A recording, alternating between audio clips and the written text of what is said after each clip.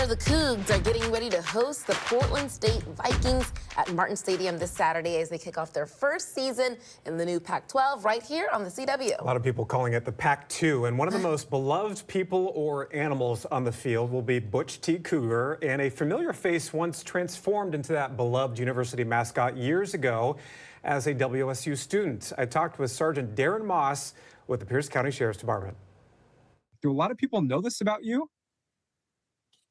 Not in my professional setting, no. A lot of people that I work with might know, but the people that I deal with don't have a clue, or even people on social media that follow the Sheriff's Department. We posted about that when I first took over as the PIO 4 years ago, but maybe it got lost because we don't really talk about sports or the Cougs very much. What is people's reactions when they first learn that you have this background as a college mascot?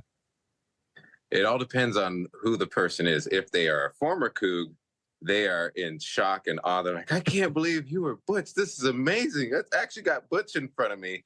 And then everybody else is like, oh, you were what? You were Butch? What does that mean? And so you get those mixed reactions. They're like, oh, okay, that's why you're so silly. And then if they're a Husky, then it's kind of like, forget about it, right? Yeah. They have to give credit because, of course, we have the best mascot. But, then the hate starts to come in right after that. Absolutely. Take me back to that time when you were over in Pullman, and what prompted the interest in trying out to be Butch? Why did you want to do that? So I was actually a walk-on the football program. I was on the team for the spring drills, got cut in the summer, was on for the fall season of 2007 or 2006. And then I got cut again in the next summer after spring ball. And my roommate was a cheerleader. And he's like, hey, man, you should come do cheer. You can learn something new. And you still get to use the athletic gym, which was a huge bonus to me. I'm like, yeah, I like that gym way better. Yeah, I'll try cheer. It was fun. More fun than I thought it was. I was also 205, 210 pounds at the time. And then I picked up a hobby called cycling, and I lost all my weight, and I couldn't throw the girls when I got back to school. And I still went to cheer camp for the summer, and I was dancing in the gym. They had kind of like an assembly at the end of the camp. And the cheer coach saw me dancing, and she said, hey, would you be interested in being Butch? And I was like, heck yeah, man, let's go. I'm down. I was like, I don't have to do cheer stuff and wear the costume. Yeah, let's go. So It was like, I don't know, it was weird because I didn't really try out. And I just kind of got the spot. And we kept it a secret from everybody. You can't tell anyone. Nobody on the cheer team even knew. I went to a Arizona game and a UCLA game and flew on the plane with the team and the other cheerleaders, and they didn't know why I was flying. They thought I was going to be a cheerleader, and then I finally had to tell them when we got there, but we just keep it completely under wraps, and it's great. But yeah, me being Butch was a total accident. I guess, being bad at cheerleading got me the role that I wanted. And kind of the tradition goes is you don't necessarily reveal yourself until the end of the school year, right? Is that how it works? Yeah. The main Butch will usually take the head off at a basketball or a football game to reveal who they were before they end up graduating.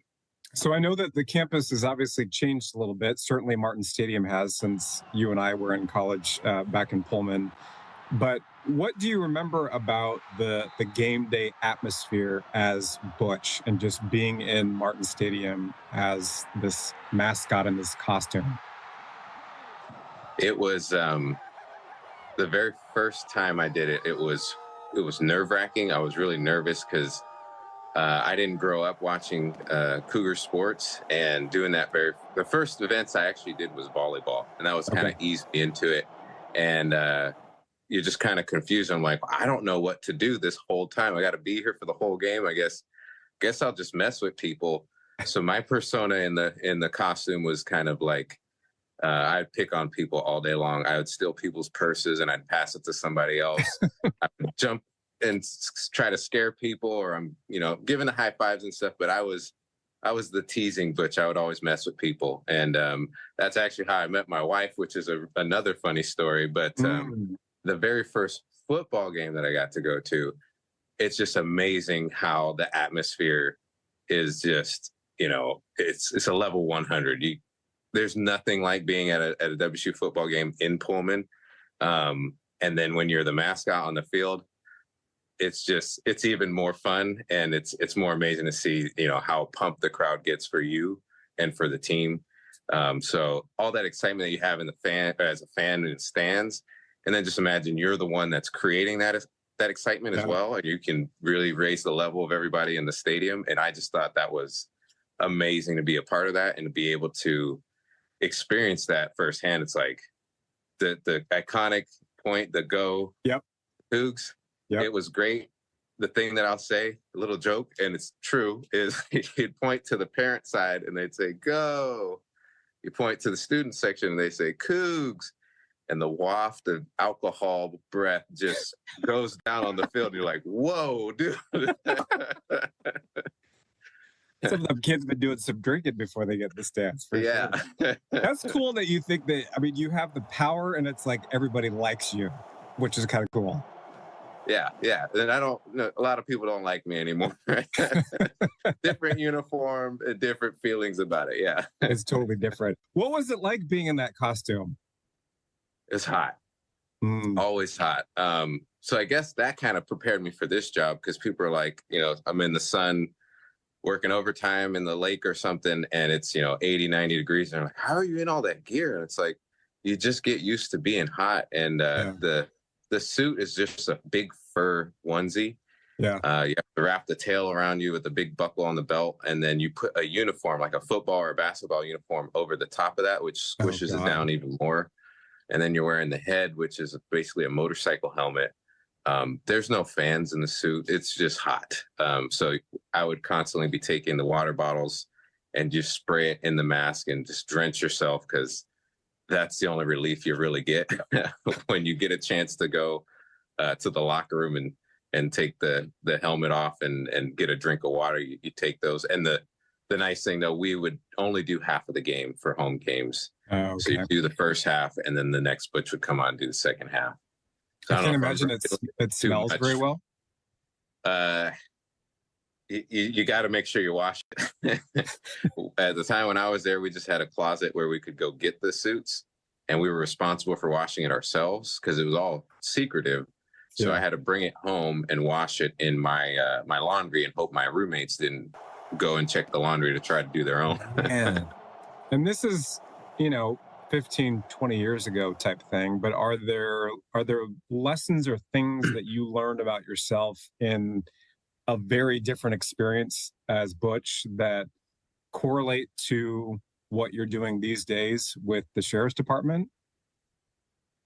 I think the biggest thing is like that personality of the Butch that I was that's just who I am. So people will comment on the social media pages for the Sheriff's Department and say, wow, he seems really fun, or he's always laughing. And that's just who I am. So I'm glad that people can see that from my profession now, which is delivering a lot of bad news and some sad stuff. But when I get the opportunity to do something fun or interact with community members, I want them to see that side of me, because that's a little bit closer to who I am and how I am with people. So being able to still go out to community events and you're giving high fives and passing out stickers. I had to learn how to sign as Butch in the costume, which was really hard to see. But, I'm still kind of doing similar things now in my current role as the public information officer. And, I still have that ability of, as Butch, you're pointing to the crowd and you're getting them hyped up. And as a PIO, my job is to make sure that people understand what we do and report on important news, but it's also to get people a closer look at law enforcement. And me being a representative for my department, I hope that I'm bringing excitement, or I'm bringing good feelings about the Pierce County Sheriff's Department or law enforcement in general. Since we're about to start the new season, I have to get your feeling on how you think the season's going to go, especially with, so many changes that have happened in college football really over the past year. How are you feeling about the new year? I think it's kind of sad because we had the Pac-12, Pac-8, Pac-10.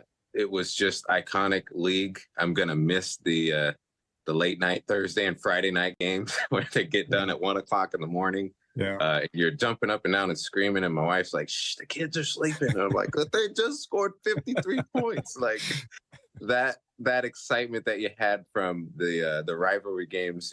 Every time we played Cal, that was just a shootout, and we'd lose some, but we'd win some, and it would be 65-62, and those were exciting games. Yeah. It'll be interesting seeing how we're doing in this different league that we're going to be playing, this modified league. But ultimately, I'm hoping to see that, like every year, there's only one game you got to win, and that's the Apple Cup. If Dicker can pull off that, then he can stay as long as he wants.